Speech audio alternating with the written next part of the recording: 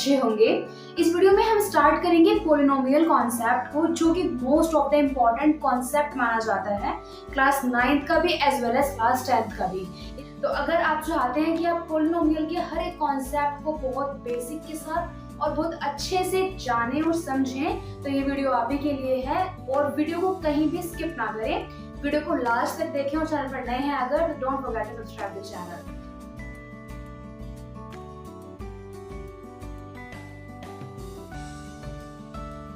इस वीडियो में हम जानेंगे अबाउट इंट्रोडक्शन ऑफ पॉलिनोमियल कि पॉलिनोमियल होता क्या है। जो पॉलिनोमियल है वो अपने आप में ही इस चैप्टर को जैसे डिफाइन कर देता है, तो किस तरह से हम एक वर्ड से पूरे चैप्टर को समझेंगे। आगे हम इस चैप्टर में पढ़ेंगे वन वेरिएबल में। देखो, आप वेरिएबल और कांस्टेंट तो पढ़कर ही आए हैं, वेरिएबल भी पढ़कर आए हैं, आप कांस्टेंट्स भी पढ़कर आए हैं, ठीक है। और ये होता क्या है, कोएफिशिएंट क्या होते हैं, इस तरह के बहुत सारे टर्म्स को हम इस चैप्टर में समझेंगे कि ये इतने सारे जो टर्म्स हैं ये क्या होती हैं, और पॉलिनोमियल में हम इनको किस तरह से अप्लाई करते हैं, उनका यूज क्या होता है। After it zeros of polynomial, किस तरह से हम पॉलिनोमियल की जीरोस को फाइंड कर सकते हैं, और अगर हमें जीरोस गिवन है तब हम पॉलिनोमियल को कैसे फाइंड कर सकते हैं। साइमल्टेनियसली रिमाइंडर थ्योरम भी इसमें एक आएगी कि अभी तक तो हमने सिर्फ ऐसे पढ़ा था कि 8 5, ये तो हम पढ़कर आए हैं ना, 5 1 5 6 7 8, तो हमारे पास आ गया यहाँ पर 3, that is remainder and 1 is question. तो ये तो बहुत छोटा था, लेकिन जब हम कांस्टेंट को भी यूज कर रहे हैं, वेरिएबल को भी यूज कर रहे हैं, तब हम किस तरह से रिमाइंडर थ्योरम को अप्लाई करेंगे, ये सारे कॉन्सेप्ट्स हम इस चैप्टर में समझेंगे। आफ्टर इट फैक्टराइजेशन कैसे होगा पॉलिनोमियल का, कि जो भी हमें एक पॉलिनोमियल गिवन है उसकी हम फैक्टर्स किस तरह से फाइंड आउट करें। एल्जेब्रिक आइडेंटिटीज हैं बहुत सारी, जहाँ पे हमें एल्जेब्रा के टर्म्स में बहुत सारे फॉर्मूलाज दिए हुए हैं, उन फॉर्मूलाज को भी हम समझेंगे, और साथ ही उन फॉर्मूलाज को यूज करते हुए किस तरह से हम क्वेश्चंस को सॉल्व करेंगे। इस चैप्टर में हम इसी ही सारे कॉन्सेप्ट को जानेंगे बहुत इजी तरह से।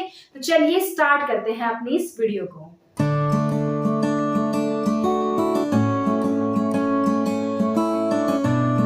सबसे पहले हम देखते हैं पॉलिनोमियल क्या बोलता है। देखिए, पॉलिनोमियल, ये जो पॉलिनोमियल है इसका मतलब अगर हम इसको डिस्टिंग्विश करें तो पोली का मतलब होता है many and the meaning of nomial is term, ठीक है। पोली का मतलब होता है many and meaning of nomial is terms. लेकिन what is the meaning of terms here. Terms का मतलब है, टर्म्स भी आगे दो कैटेगरीज में डिवाइडेड है। टर्म्स मतलब यहाँ पर आ जाएंगे हमारे वेरिएबल्स एंड कोएफिशिएंट्स भी हैं, वहां पर हम बोलते हैं that this is known as term. अब वेरिएबल तो हम पढ़कर आए हैं कि जहां भी अल्फाबेट है, जैसे A B C M N O X Y Z, इस तरह से जो भी अल्फाबेट है वो हमारा वेरिएबल होता है। यानी जो भी चीज वेरी हो जाए, जो चेंज हो जाए, जिसको हम फाइंड आउट कर सके, उसे हम वेरिएबल बोलते हैं। जैसे ए हो गया, बी हो गया, सी हो गया, एम एन ओ, इस तरह से जो भी आपका अल्फाबेट है, सिंपल शब्दों में वो आपका वेरिएबल होता है। लेकिन कोएफिशिएंट क्या होता है। कोएफिशिएंट का मतलब होता है कि कोई भी अगर नंबर आपके पास है जिसमें वेरिएबल भी इंक्लूड है, तो वो नंबर उस वेरिएबल का कोएफिशिएंट होगा। फॉर एग्जांपल, जैसे यहाँ पर 3x लिखा हुआ है, अब यहाँ पर अगर मैं कहूँ कि जो x है भाई, वो तो क्या है हमारे पास वेरिएबल है, लेकिन ये 3 जो है, ये 3 क्या है, ये 3 कोएफिशिएंट है इस x वेरिएबल का। जैसे हमने बोला 4m है, तो here 4 is the coefficient of variable m. If I am taking an example that is 4o या फिर 4 only 4z ले लेते हैं, फिर कोई भी वेरिएबल ले लेते हैं, कोई भी अल्फाबेट, तो यहाँ पर हम बोल सकते हैं 4 is the coefficient of variable z, variable z, right. तो इस तरह से हम समझते हैं कि पॉलिनोमियल मतलब जहाँ पर बहुत सारे टर्म्स एक साथ आ जाए, वेरिएबल टर्म्स मिलकर बनता है वेरिएबल से एंड कोएफिशिएंट से। वेरिएबल यानी सारे अल्फाबेट्स जो भी हैं वो वेरिएबल हैं, एंड कोएफिशिएंट्स मतलब जहां पर आपके पास कोई भी कांस्टेंट टर्म आ जाए किसी भी वेरिएबल के साथ, तो हम उस कांस्टेंट टर्म को उस पर्टिकुलर वेरिएबल का कोएफिशिएंट बताते हैं। जैसे एक एग्जांपल लिया मैंने 7x² + 4x + 3।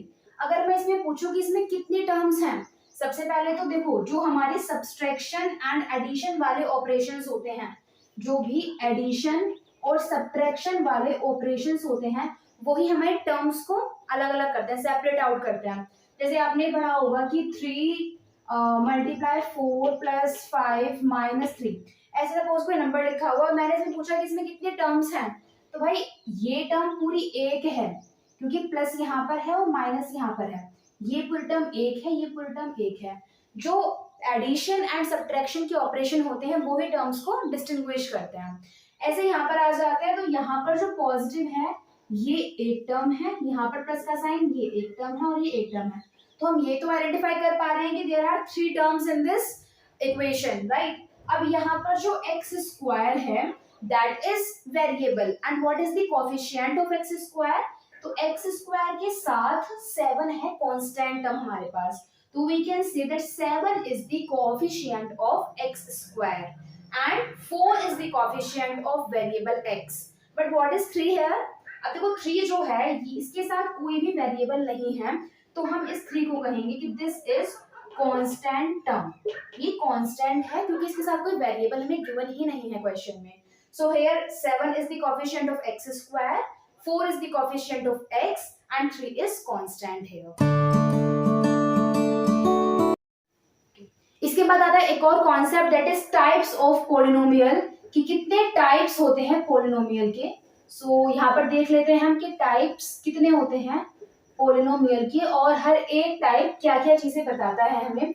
तो सबसे पहले जो पॉलिनोमियल है वो 3 कैटेगरीज में डिवाइड है। फर्स्ट टाइप जो है दैट इज टर्म, ठीक है, फर्स्ट जो इसका टाइप है दैट इज टर्म, कि पॉलिनोमियल को हम 3 कैटेगरी में डिवाइड करते हैं। पहली कैटेगरी हो जाएगी टर्म की, सेकेंड कैटेगरी हो जाएगी डिग्री की and third category will be of variable, ठीक है, कि वेरिएबल कितने हैं, डिग्रीज क्या है और टर्म क्या है। तो टाइप पॉलिनोमियल के 3 होते हैं, पहला type term, second type is degree and third type is variable. अब सबसे पहले हम समझते हैं कि जो टर्म्स है ये क्या है। भाई टर्म हम अभी पढ़कर आए हैं कि जो एडिशन और सब्ट्रैक्शन होता है वही किसी भी इक्वेशन में टर्म्स को सेपरेट आउट करता है, ठीक है। तो ये क्या हो सकते हैं, सबसे पहले हो सकता है अगर हमारे पास क्वेश्चन गिवन है कोई भी, जैसे उसमें लिखा हुआ है 7x फॉर एग्जांपल, तो यहाँ पर जो 7x है ना तो इसमें कहीं हमें प्लस दिखाई दे रहा ना ही कहीं इसमें हमें माइनस का साइन दिखाई दे रहा, दैट मीन्स कि सिंपल एक टर्म है, सिंगल टर्म है, और जब भी कभी सिंगल टर्म होती है तो उसे कहा जाता है मोनोमियल, ठीक है, जब भी कभी सिंगल टर्म होती है उसे कहा जाता है मोनोमियल। सेकेंड टाइप देख लेते हैं हम टर्म्स का, जो कि अगर दिया हुआ है क्वेश्चन में 7x + 4y, तो यहाँ पर एक एडिशन का साइन है जो कि 2 टर्म्स बना रहा है, 7x अलग टर्म है और 4y अलग टर्म है, 2 टर्म्स बन रही हैं, तो हम उसको बोल देते हैं कि बायनोमियल हो जाएगा। नेक्स्ट थर्ड टर्म क्या हो जाएगी, थर्ड टाइप क्या हो जाएगा, अगर इसमें आपको गिवन है 7x + 8y + 9z, ठीक है, तो यहाँ पर 1 2 3 terms are there, that means इसको बोलेंगे ट्राइनोमियल। और अगर इससे ज्यादा हो जाती हैं तो मतलब बहुत सारी हो गई तो फिर उसको बोल देंगे हम पोलिनोमियल, क्योंकि हम पढ़कर आए हैं पोली मतलब मैनी, बहुत सारे। तो जब भी 3, अगर एक टर्म है तो मोनोमियल, 2 टर्म है तो बायनोमियल, 3 टर्म है तो trinomial and more than 3 terms are there, then we will say it is polynomial. Next हम देखते हैं in terms of degrees, exponent. अब ये पावर और एक्सपोनेंट क्या होता है, भाई अगर एक नंबर आपको दिया हुआ है सपोज x, तो यहाँ पर x की पावर कुछ भी नहीं है, जब पावर कुछ भी नहीं होती तो हम उसको ले लेते हैं 1, तो यहाँ पर जो डिग्री है वो इसकी 1 है। इनकेस आपको x² दिया हुआ है तो यहाँ पर जो डिग्री है, जो पावर है, जो एक्सपोनेंट है वो 2 है। तो इस क्रम में हम देख लेते हैं कि डिग्री कितने टाइप की होती है। फर्स्ट हमें दिया गया है अगर कोई भी एक्सप्रेशन जैसे x + 2 और y + 5, इस तरह से हमें कोई भी इक्वेशन दी हुई है, तो यहाँ पर x के ऊपर भी क्या पावर है, देखो कुछ भी नहीं है तो 1 हम ले लेंगे, y के ऊपर भी कुछ भी नहीं है तो हम इसको 1 कंसिडर कर लेंगे। और जब भी कभी डिग्री पावर एक्सपोनेंट 1 होता है तो उसे कहा जाता है linear polynomial, that is known as linear polynomial, ठीक है। इसके बाद आ जाता है सेकंड पर, अगर डिग्री जो है या फिर जो पावर है या जो एक्सपोनेंट है वो आपको 2 गिवन है, जैसे x² + 5, ठीक है, या अगर इसमें y भी मेंशन है तो हम हाईएस्ट पावर को देखेंगे। भाई जो y है इसकी डिग्री तो 1 है, x है इसकी डिग्री 2 है, तो क्वेश्चन आ जाएगा कि हम इसमें 2 को कंसीडर करें डिग्री या 1 को कंसीडर करें डिग्री। तो जो भी मैक्सिमम डिग्री होती है, मैक्सिमम एक्सपोनेंट होता है, वही उस इक्वेशन की डिग्री कंसिडर की जाती है। तो जब भी आपकी जो डिग्री है वो मैक्सिमम 2 है तो हम उसे कहेंगे कि that is quadratic polynomial, that is quadratic polynomial. ठीक है, ये हो गया क्वाड्रेटिक पोलिनोमियल। आफ्टर इट अगर जो डिग्री है वो 3 गिवन है, for example x cube plus y square plus z, ठीक है, इस तरह से अगर डिग्री जो है वो मैक्सिमम डिग्री 3 गिवन है तो इसको हम कंसिडर कर देते हैं क्यूबिक पोलिनोमियल। ठीक है, क्योंकि पोलिनोमियल तो है, बहुत सारी टर्म्स है, 1 2 3 3 टर्म्स आ रही हैं, पार्ट तो पोलिनोमियल का ही है वो, लेकिन डिग्री क्यूबिक हो जाएगी क्योंकि हाईएस्ट जो एक्सपोनेंट है वो यहाँ पर 3 मेंशन है। अच्छा, एक और एग्जांपल ले लेते हैं। अगर इन केस जो डिग्री है वो कुछ भी नहीं है, जैसे आपको एक टर्म दी गई है 7, अगर मैंने आपसे पूछा कि जो 7 है इसमें मुझे बता दो कि इसकी डिग्री क्या होगी, भाई इसमें तो कोई भी हमारे पास वेरिएबल है ही नहीं, तो हम क्या कर सकते हैं, हमने 7 लिया और इसके साथ में हमने x मेंशन किया, y z कुछ भी मेंशन किया जो भी हमारे पास वेरिएबल है।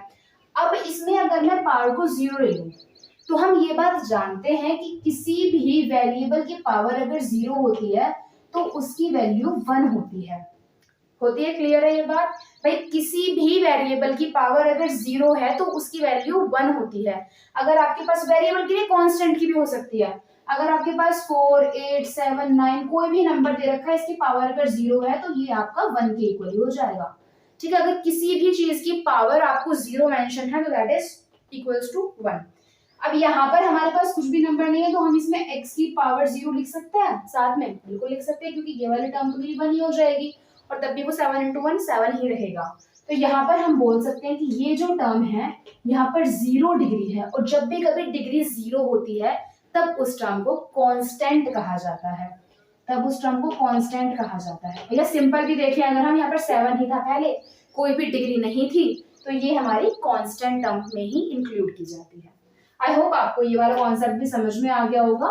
अब थर्ड जो हमारे पास टाइप है पोलिनोमियल का वो है variable, in terms of variable. ठीक है, देखो वेरिएबल क्या होते हैं वो हम जानते हैं कि जो भी अल्फाबेट है ABC MNO XYZ whatever the alphabet is it is considered as variable। ठीक है, तो अगर हमारे पास कोई इक्वेशन गिवन है that is x plus y plus z plus m, इस तरह से कोई भी इक्वेशन गिवन है तो हम पहले 1 बाय 1 स्टेप बाय समझते हैं। जैसे एक इक्वेशन आपको गिवन है 4x plus 5x square plus 7x, इस तरह से कोई इक्वेशन गिवन है। यहाँ पर मैंने आपसे पूछा कि कितने वेरिएबल है इस इक्वेशन में, तो हम बता सकते हैं कि यहाँ भी x है, यहाँ भी x है, यहाँ भी x है। वैसे तो 3 बार आ रहा है लेकिन एक ही वेरिएबल रिपीट हो रहा है, तो इसको हम बोल देंगे 1 वेरिएबल। ये हमारी हो जाएगी 1 वेरिएबल जो कि है x, एक ही वेरिएबल इसमें रिपीट हो रहा है दैट इज x, तो ये हो जाएगा हमारा 1 वेरिएबल। सेकंड, अगर आपके पास आ रहा है 4x प्लस 5y, तो इस इक्वेशन में हम बोल सकते हैं कि यहाँ पर x भी है और y भी है, 2 वेरिएबल हैं, दैट मीन्स 2 वेरिएबल्स।